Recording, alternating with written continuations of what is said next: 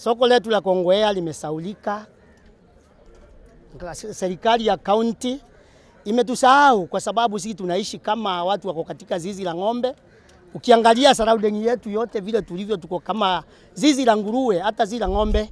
Maana tunaingia na gambuti kila pahali, maji taka kila pahali, drainage zote zilifunga na hakuna wa kukimbilia. Unapopiga simu, unapoita hata waziri, ni siku moja tu, siku ya pili mambo ni yale yale.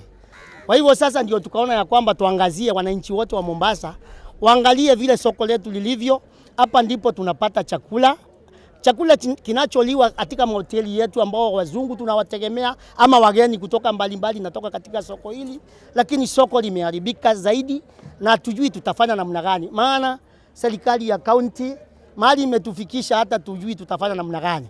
Ni vile tu wananchi wapige duru saa hii tuone kama tutapata msaada. Hii hapo unapopaona palipomwagwa hizo takataka, pana wafanyabiashara karibia 500 hapo asubuhi kija.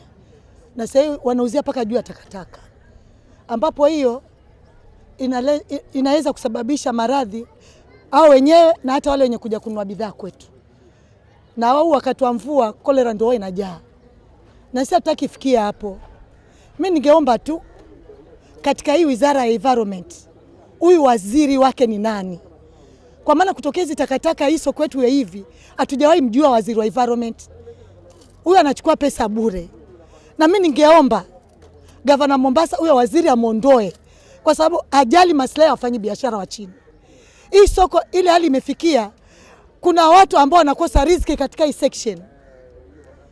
Mimi ningeomba huyo waziri wa environment afai katika hii wizara kabisa.